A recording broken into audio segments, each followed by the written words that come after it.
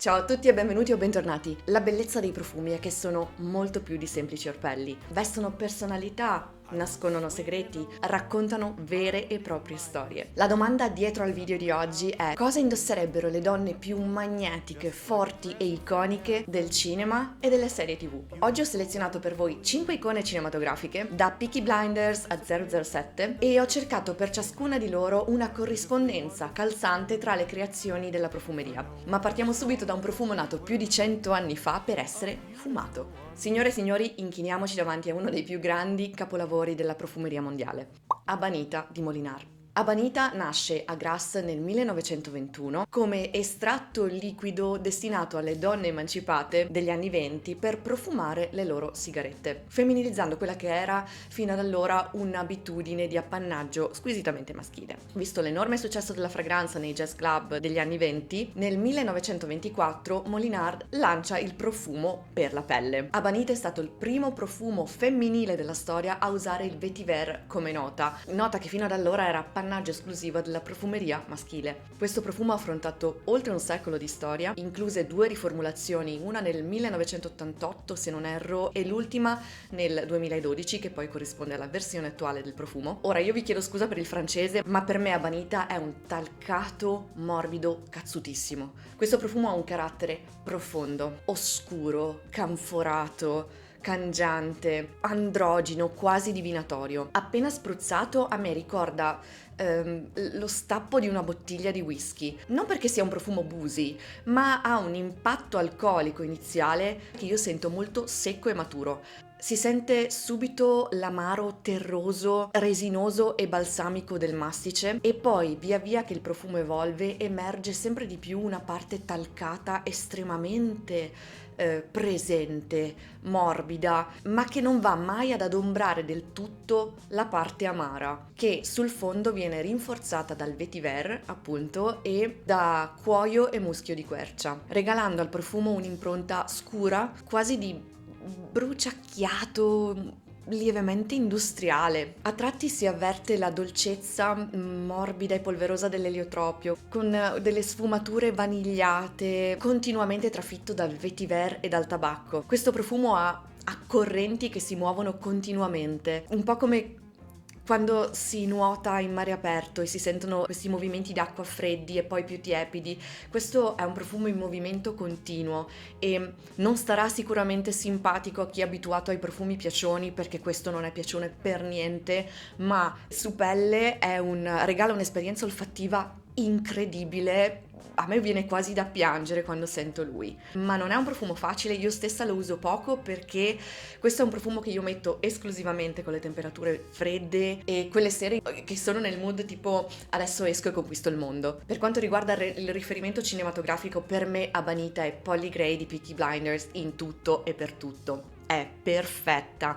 Questo è un velluto scuro imbevuto da alcol e fumo. Un plauso alla compianta Ellen McCrory che ha fatto un ritratto di Polly indimenticabile, attrice incredibile. Anche il legame temporale perfetto, ci muoviamo più o meno negli anni 20 e Polly appartiene un po' a quella prima generazione di donne che gestiscono affari, che bevono nei pub e fumano con gli uomini. Il cuore maestosamente talcato ricorda proprio la Polly Gray ricca, quella con la pelliccia, il cappello a falda larga, l'occhiale da sole e questa camminata spavalda, sicura di una donna che non ha niente da perdere e proprio cammina a testa alta in questa fumosa Birmingham di anni 20-30. Questo eliotropio trafitto dal vetiver per me è la Polly madre, sono i suoi momenti di vulnerabilità a cui seguono sempre le lame, la difesa, il contrattacco. Se la fragilità di Polly emerge, non ha mai il tempo di dispiegarsi del tutto, perché viene travolta da una durezza che la vita le ha imposto e continua a imporle fino alla fine. E passiamo dalle atmosfere fumose e alcoliche della Birmingham degli anni 20-30 al rigore politico freddo e calcolatore di House of Cards. Claire Underwood, interpretata da una misuratissima, glacialissima Robin Wright, è il simbolo supremo dell'eleganza glaciale, del pragmatismo e del potere. Per lei ci vuole un profumo sartoriale distaccato, asciutto e tagliente come una lama, che non indulga in nessun modo in dolcezze zuccherine e morbidezza. Questo profumo per me è Chanel numero 19. Il parallelismo tra Claire Underwood e Chanel 19 funziona prima di tutto secondo me sul lato estetico. Claire indossa quasi sempre tubini sartoriali di colori neutri o scuri,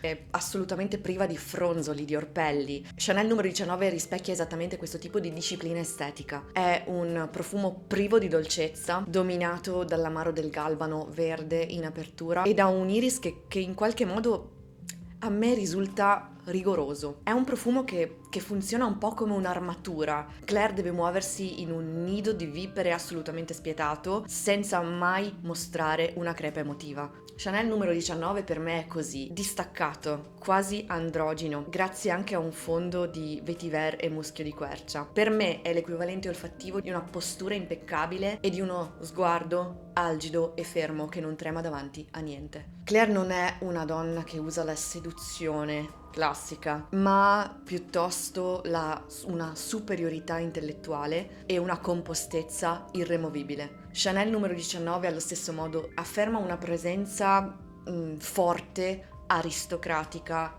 e glaciale. Passiamo ora a una teatralità elegante, romantica e dalla spiccata sensibilità retro. Questo è un profumo che ho recentemente riscoperto tra i miei campioncini. Sto parlando di Trois Mois di Isabey. Isabey è una storica casa parigina che, se non erro, è stata fondata negli anni 30 del secolo scorso. Per me ha un'impronta da alta profumeria d'altri tempi. A dispetto del nome provocatorio, che in italiano si tradurrebbe con prendimi, io la sento una fragranza di maniera molto misurata e di calibrata ispirazione vintage. Pour moi è un profumo che interpreta il famoso lipstick accord. È un profumo che sa di rossetto e di cosmetico. Questo per me è un rituale di una donna che sceglie il colore del rossetto in base al suo incarnato e quindi un colore calibrato sulla sua persona e che quindi trasmette una certa eleganza e misura e compostezza. Lui apre con una testa un po' verdognola e speziata con bergamotto, pepe rosa e cardamomo, per poi ammorbidirsi e passare una morbidezza quasi setosa, vellutata, con il lampone, l'iris e la rosa, la combinazione classica usata proprio nell'accordo rossetto. E io lo sento un talcato soffice di gran classe. Per me i profumi di rossetto evocano sempre quell'atmosfera di boudoir di un tempo, ma anche il dietro le quinte di uno spettacolo teatrale. Hanno per me sempre quell'allure, quella texture un po' polverosa da sipario rosso. Per questo il mio pensiero è andato subito al personaggio di Satine in Moulin Rouge,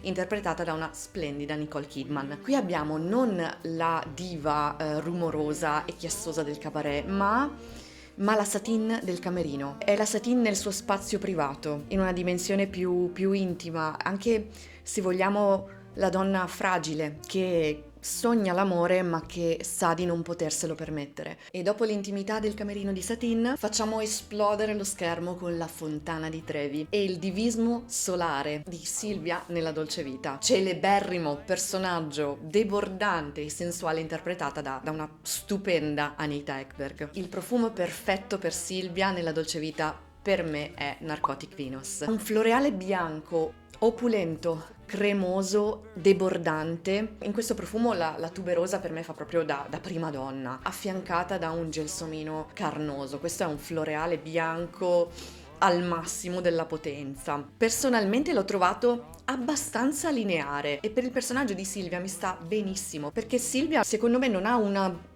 reale profondità psicologica. Io credo che sia stata scritta per raffigurare una sorta di divinità di marmo, una sorta di sogno incarnato, e proprio come lei Narcotic Venus è una fragranza che io trovo immediata, esplosiva, estremamente elegante ed impatto. Ma c'è un dettaglio che io personalmente ho percepito: dà la sensazione di un fiore bianco al culmine della fioritura che sta per cedere e cominciare ad appassire, profumando, se vogliamo, ancora più forte, in modo però quasi indolico, e per me questo la rende proprio la sintesi esatta non solo del personaggio di Silvia e di Anita Ekberg, ma proprio del film. La dolce vita non celebra tanto il divertimento, ma la crisi spirituale e la decadenza di un'epoca. Questo profumo per me ha un lato decadente. Per me Narcotic Venus è un profumo che rimanda proprio questo tipo di contrasto tra una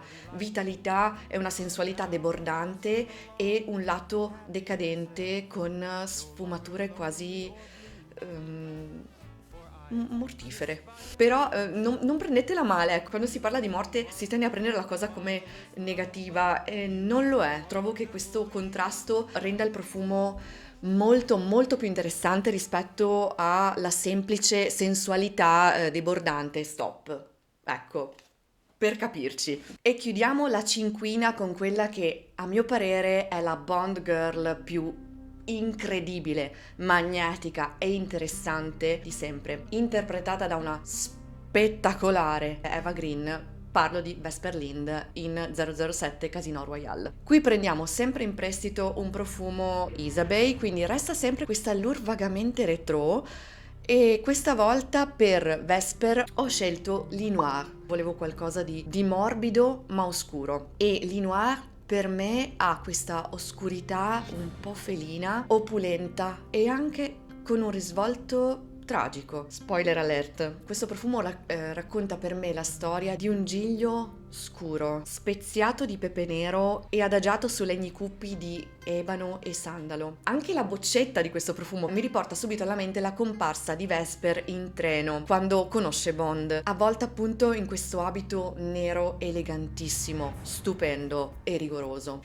La bellezza di Vesper però non sta tanto in questa corazza d'acciaio, ma nella sua splendida, inusuale, meravigliosa vulnerabilità. L'Inoir per me è come un fiore bianco, carnale, morbido, sensualissimo, nascosto dietro a una tenda di velluto nero-viola. Proprio come quell'abito iconico viola scuro che Bond le regala per la serata al casino. Fuori per me c'è la donna impeccabile che lavora per il tesoro britannico, e dentro c'è una donna che sta nascondendo il segreto più pesante della sua vita e che si sta innamorando, ma sa che c'è un inganno che prima o poi verrà a galla e che decreterà la fine di tutto. La parte in cui il profumo descrive meglio la psicologia di Vesper è, secondo me, in quella scena meravigliosa dopo l'omicidio, dove lei resta chiusa in bagno, vestita sotto la doccia che va.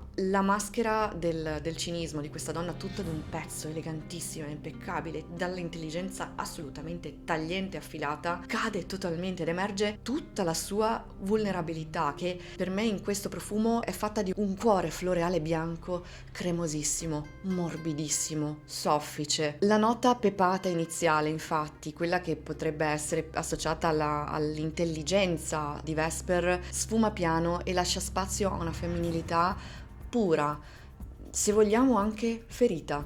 Qui il giglio, secondo me, è quello che traduce al meglio l'epilogo tragico della storia di Vesper Lynd. Il giglio Lys, appunto, è un fiore storicamente legato alla regalità, ma anche alla morte. Vesper sceglie di morire per proteggere Bond, diventando per lui un fantasma indimenticabile che in un certo senso andrà a plasmare la sua psicologia per sempre. Per me il fondo scuro, legnoso di L'Inoir è proprio il ricordo di un amore immenso e tragico che affonda nelle acque di Venezia.